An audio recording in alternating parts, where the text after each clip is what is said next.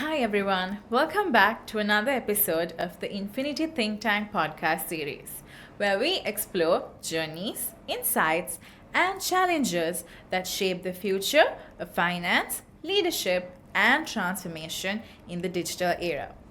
Today, we're going to dive into a topic that every finance professional should pay very close attention to, which is on how digital tools shape the future of the finance function. From automating to reporting to unlocking business intelligence, digital tools have moved beyond just something nice to have to something that's essential for every finance leader. So, to walk through this transformation, today we're joined with someone who has built his career at the intersection of finance and digital solutions. He is a certified SAP consultant, senior data analyst, and business intelligence analyst with deep expertise in Power BI and finance transformation. Currently, he serves as General Manager, SAP and BI at CIC Holdings PLC, where he plays a leadership role in embedding SAP, Power BI, and digital intelligence solutions across the business. He is also an Associate Chartered Accountant and holds a BSc in Applied Accounting from the Institute of Chartered Accountants of Sri Lanka.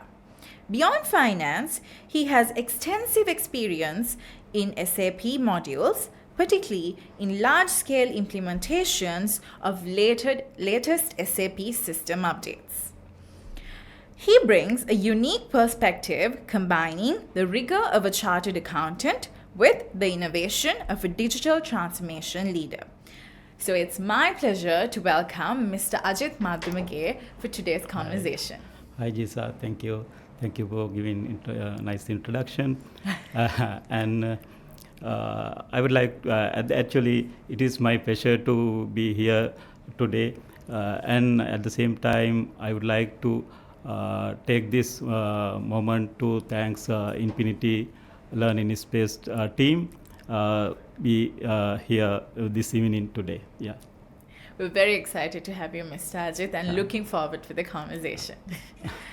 So, Mr. Ajith, to start at the very beginning, looking at your journey, we see you started with an accounting background and then you took a shift towards more technological topics. What created this interest or what inspired you to take this shift? Yeah, let me, before answering to that question, let me give a little introduction how I came to this place. Yeah, I born in Ratnapura, very remote village. I went to my village college for my primary educations. Then I moved to Kalawan Central College for my A-levels. Thereafter, I came to Colombo with the intention of doing chartered and developing my career. Actually, that couple of years after coming into Colombo, it was a difficult period in my life. I had to face a lot of challenges, but at the end, I overcome this and I was able to manage the qualifying as a chartered accountant. At the same time, I was joined with the audit firm, and then after that, I moved to the CIC finance department as an accountant. If I come to the questions, in 2000, as I remember, latter part of the 2015, CIC started their ERP implementation. Luckily, I had a chance to be a core team member in that particular ERP implementation. Then I had the opportunity to work with the implementation team very closely.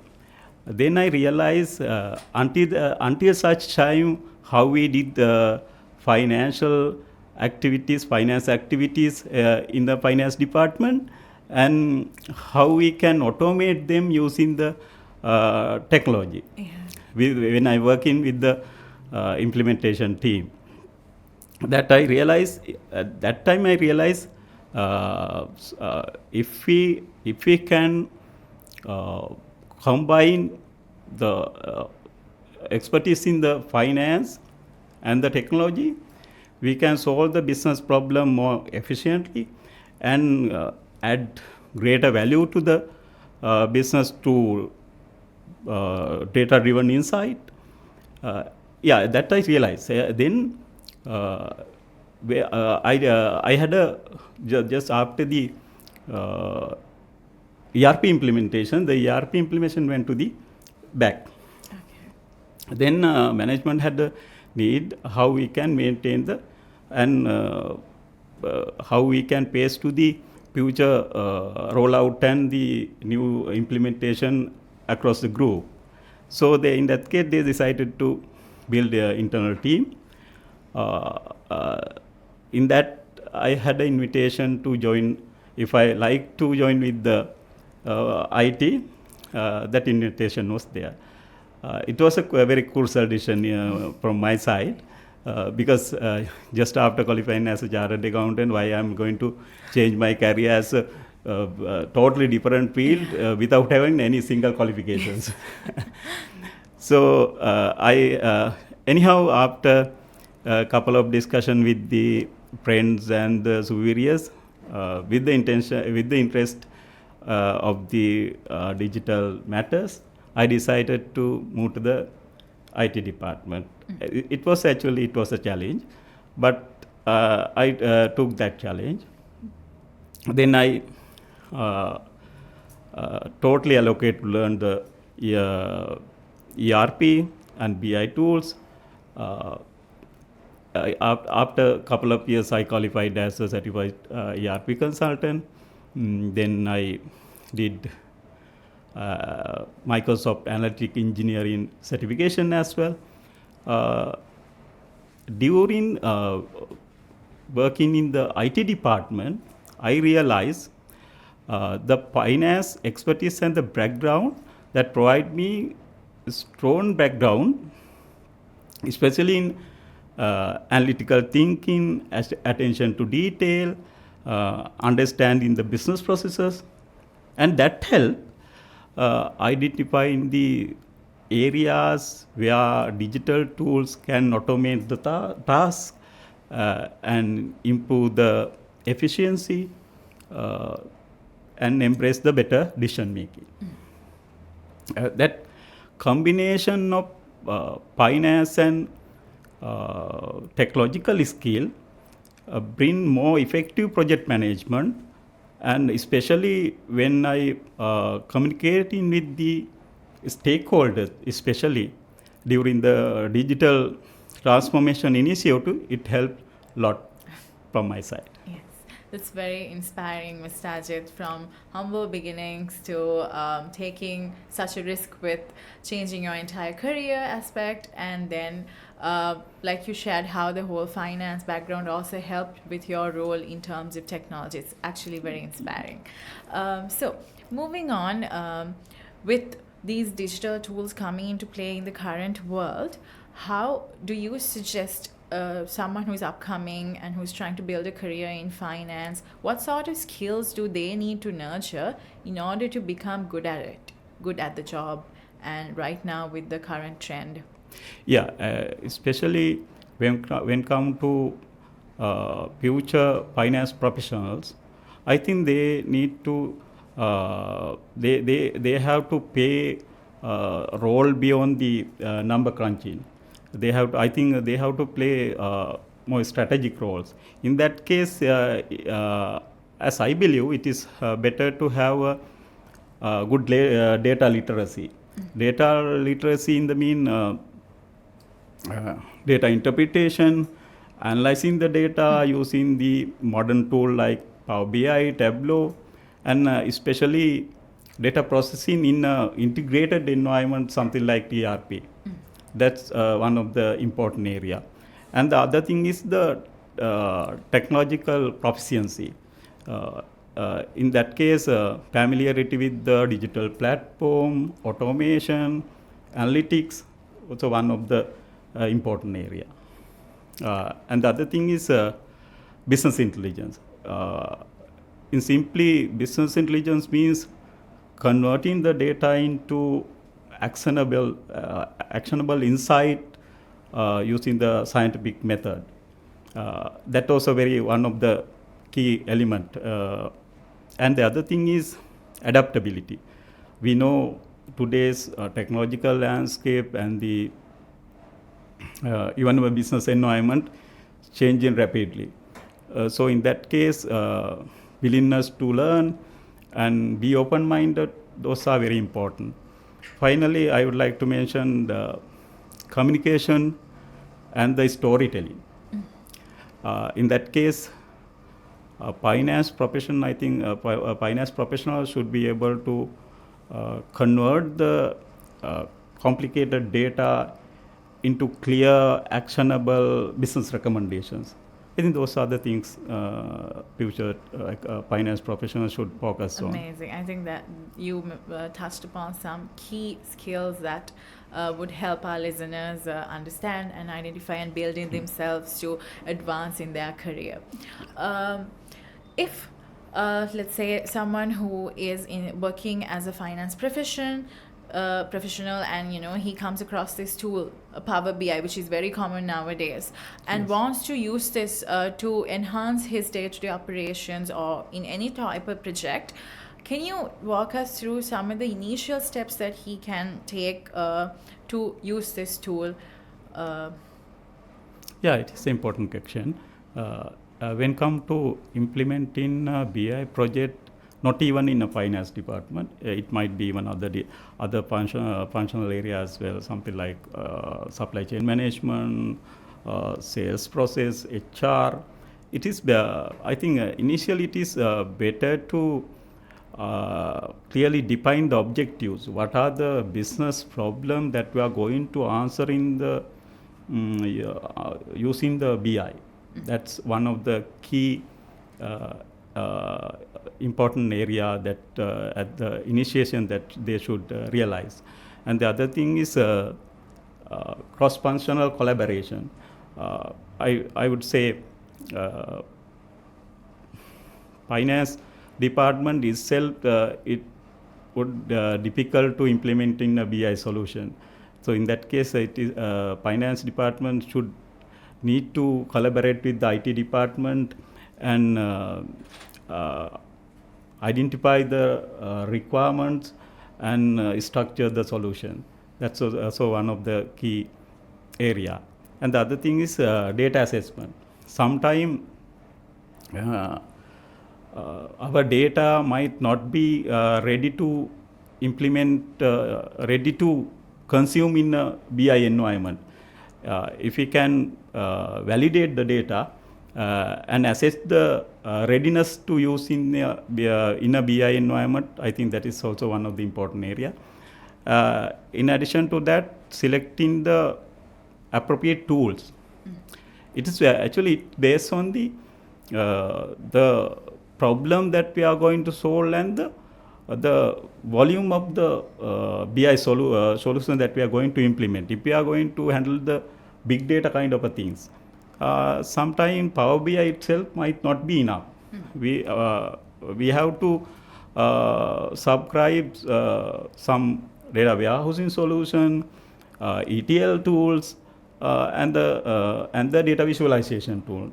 It might be Power BI or Tableau, something like that. In that case, selecting the appropriate tools are one of the key element. And other thing is start with the small pilot project. I think I would like to recommend that because as a when we are going to end users most of the time reluctant to adapt with those things.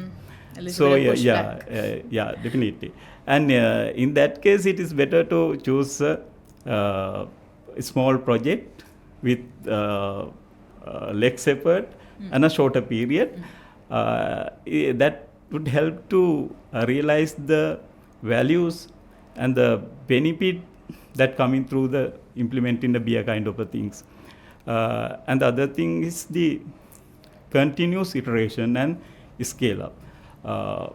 Once we implement a BI solution, sometime it might not like the ERP solution, because we are implementing a BI project to get the insight to take the decisions. So it should be relevant to the current context. When the business environment and the things are changing, whatever the insight given by the BI dashboard or implemented solution is also should be relevant with the current business context. In that case, continuous iteration is one of the key area that we should consider in the new BI initiative. Yeah, those are the things. Yes, amazing, Mr. Ajith. Now, we usually see or look at financial reporting on a backward-looking approach. How has these digital systems and the digital tools changed that in the finance function and the decision making? Yeah, we know when we are using digital reporting, it enables us to access real-time data and predictive analytics, financial interactive dashboard. So those kind of things, I think finance professional move from historical data analysis to forward-looking insight. Finance professional, in that case, they can take a strategic step to support proactive decision making and become a strategic partner, influencing the business outcome rather than doing reporting on historical data. Amazing. Focusing at the management accounting aspect when it comes to the finance function, how has these digital tools changed how we do the budgeting, the forecasting, the whole management accountant's role holistically?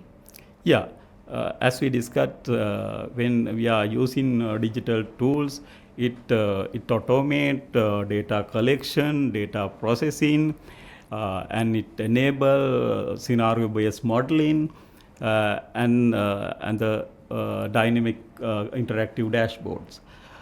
With those things, when we are coming into budgeting, forecasting, and performance analysis, it improve accuracy, reduce the human errors, and it enable us to fast response to the business environment changes. With that, I think it will greater value to forecasting and budgeting and performance analysis. If I address to the other part of the question, moving from spreadsheet to BI platform is especially crucial for scalability, collaborations, and leveraging data analytics, something like AI-driven forecasting. Those are the things that we can see. Yeah. Okay. So many possibilities when digital tools definitely are integrated to the basic day-to-day finance operations. Now, you've been doing this most of your career. Looking back, what is like one of the biggest challenge you've come across when implementing, rolling out these digital tools? When people are fixed on their, Excel way mindset, what has been one of the biggest challenge for you? Yeah, if I come to the challenges, the biggest challenge is resistant to change. We know when we are implementing new things, normally people are reluctant to change. And the other thing is sometimes lack of digital skill when we are implementing something like BI or ERP. And the other thing is the sometimes people are comfort with the legacy tools way that do they are thinking that is the efficient way that they are doing. They not sometimes they are not realize the real value and the benefit that they are getting once implementing something like BI or a ERP solution. To overcome those things, I think it is important continuous change management. In change management in the sense giving required training, keep update what is the benefit and advantages that they are getting at the end of the project.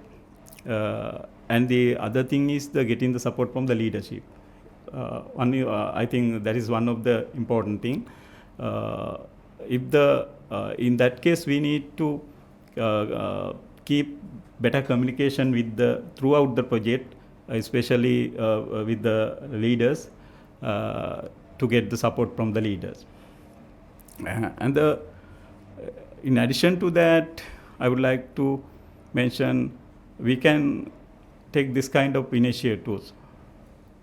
We can choose quick wins, some pilot projects that take less effort and shorter period, implement those things and visualize the values and the benefit that the end user are getting at the end of the day. That's also one of the important things. Lastly, continuous learning that we know when we are talking about the today's digital technology, it is rapidly changing. If we take Power BI, they are releasing update every month. In that, it include new features and the existing things they symbolize in a better way. So I think continuous learning and updating is one of the important area as well. Thanks, Mr. Ajith. I think those insights are very valuable to our listeners because that's what gives the behind the scenes view, because I mean these are the real issues you face when you're practically trying to drive this in an organization. So moving on, how do you see in the next, let's say 5 to 10 years, how the role of these digital tools will shift the finance function, especially with now AI coming into play? I'd like to address that question in this way. We are saying finance professions are number crunchers, no? But in future, beyond that, I think they have to play more strategic roles. In that case, they have to focus in on data analytics, business partnering, predictive modeling, and then that will bring more strategic kind of roles to the finance profession. At the same time, I can say in future the routine tasks will be automated. That away from the finance professions. So they can keep that freeing up time for doing some more value-adding value-adding activities actually. And the other thing is the finance professional in future they will have to blend their finance expertise with the technological skills to interpret AI-driven forecasting and guiding the business. Those are the things that I can say. Amazing.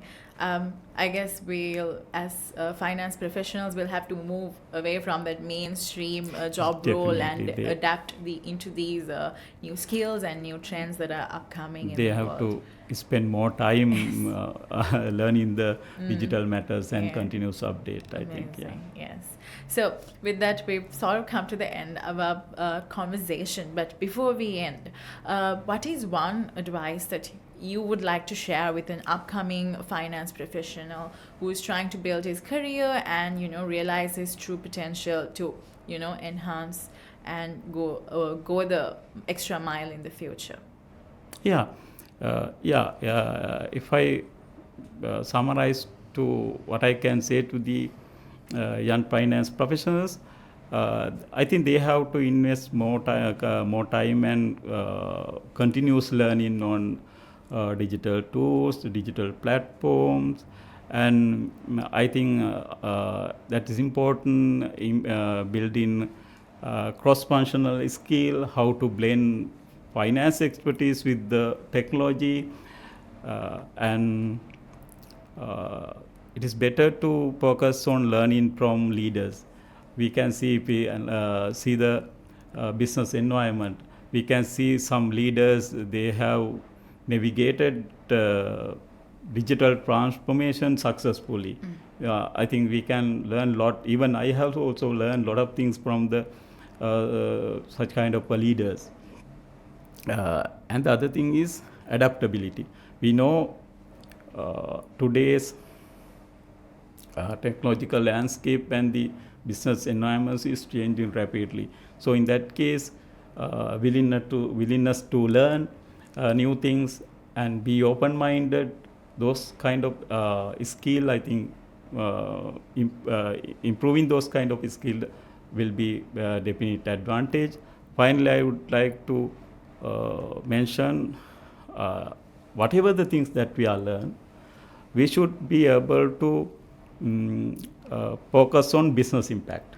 That means whatever the finance expertise or IT knowledge, digital skill, BI, those things we should be, at the end of the day, we should realize wisdom how to use those things to solve the real world business issues or the problems.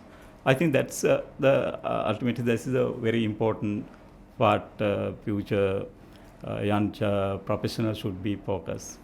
Amazing, Mr. Ajith. Thank you so much. Thank you once again for joining with us today for this conversation.